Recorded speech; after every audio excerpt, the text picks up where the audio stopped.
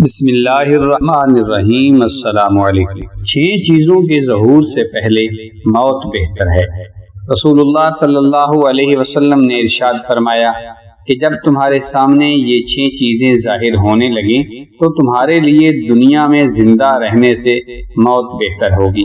حضرت انس غفاری رضی اللہ تعالی عنہ سے مروی ہے، وہ فرماتے ہیں کہ میں نے نبی کریم صلی اللہ علیہ وسلم کو یہ فرماتے ہوئے سنا ہے کہ 6 چیزوں پر موت کے ذریعے سبقت کر جاؤ، یعنی ان سے پہلے مر جاؤ۔ نمبر 1، بے وقوفوں اور نااہلوں کی امارت اور سربراہی پر۔ نمبر 2، پولیس کی کثرت پر۔ نمبر 3، فیصلے کی فروختگی پر۔ نمبر 4، خون ریزی کو معمولی سمجھے جانے پر۔ نمبر 5، رشتہ ناتا توڑے جانے پر۔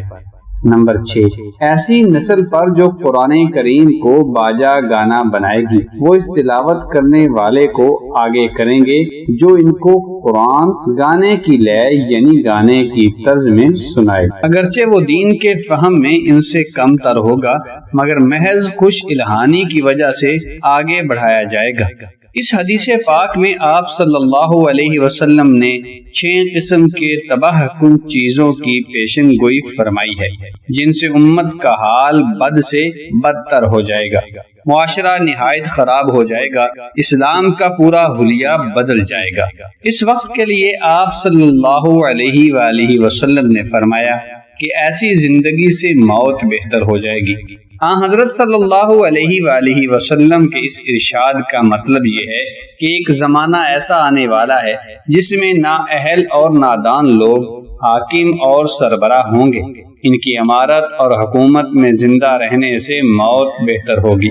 ترمذی شریف کی ایک حدیث میں آیا ہے کہ آپ صلی اللہ علیہ وآلہ وصحبہ وسلم نے ارشاد فرمایا کہ تمہارے حکام اور لیڈر تم میں سب سے گھٹیا اور بدترین ہوں گے، اور بخیل تمہارے مالدار ہوں گے، اور تمہارے معاملات عورتوں کے مشورے سے طے ہونے لگیں گے، تو تمہارا دنیا میں رہنے سے مر کر قبروں میں دفن ہو جانا زیادہ بہتر ہوگا۔ ایک حدیث میں آپ صلی اللہ تعالی علیہ وآلہ وسلم نے فرمایا 2 قسم کے لوگ اس وقت دنیا میں موجود نہیں ہیں، وہ بعد میں پیدا ہوں گے۔ نمبر 1، وہ عورتیں جو لباس پہننے کے باوجود ننگی ہوں گی اور راستے میں نہایت سنور کے بے پردہ چلے گی۔ ننگے سر ہونے کی وجہ سے چلتے وقت ان کے سر اونٹوں کی کوہان کی طرح ہلتے رہیں گے، ایسی عورتوں کو جنت کی خوشبو تک نصیب نہ ہوگی۔ نمبر 2، وہ پولیس جن کے ہاتھوں میں جانوروں کے دم کی طرح ڈنڈے ہوں گے، ان سے غریبوں اور نہتوں کو ماریں گے، ان کو بھی جنت نصیب نہیں ہوگی۔ اس لیے حضرت صلی اللہ علیہ وسلم نے فرمایا جب ایسا وقت آ جائے تو دنیا میں زندہ رہنے سے موت بہتر ہوگی۔ میرے مسلمان بھائیوں، خوب اچھی طرح سن لو، حضرت صلی اللہ علیہ وسلم نے 3 لوگوں پر لعنت فرمائی ہے۔ نمبر 1، رشوت لینے والے پر۔ نمبر 2، رشوت دینے والے پر۔ نمبر 3، ان دونوں کے درمیان ترجمانی کرنے والے پر۔ نیز آپ صلی اللہ علیہ وسلم نے ارشاد فرمایا کہ ایسا زمانہ آنے والا ہے جس میں قتل و غارت گری اور بات بات پر خون خرابہ کرنا کوئی بات نہ ہوگی، ذرا ذرا سی بات پر چاقو، تلوار اور بندوق نکل آئیں گی، منٹوں میں قتل و خون ریزی ہونے لگے گی، کون کس پر حملہ کر رہا ہے، کس کی جان مار رہا، اس کی کوئی پرواہ نہ ہوگی۔ جب ایسا فتنہ کا زمانہ آ جائے تو دنیا میں زندہ رہنے سے موت بہتر ہوگی۔ آپ صلی اللہ علیہ وآلہ وسلم نے حجۃ الوداع کے موقع پر خطبہ میں بار بار یہ فرمایا ہے کہ میرے بعد ایک دوسرے کی گردن نہ مارنا، اس سے تم پر خطرہ ہے کہ کفار و مرتد بن کر اسلام سے ہی پھر جاؤ۔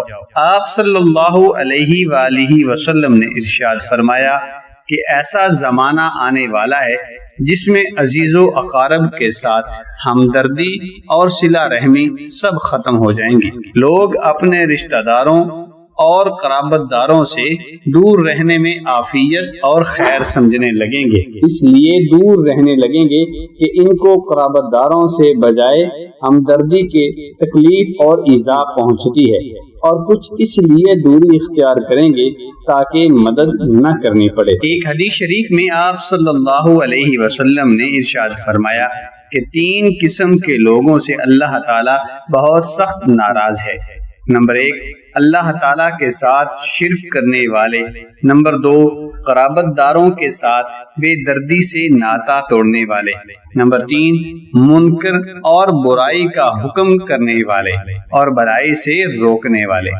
ایک حدیث شریف میں 2 کام کرنے پر اللہ کی طرف سے 3 چیزوں کی بشارت ہے۔ وہ 2 کام یہ ہیں۔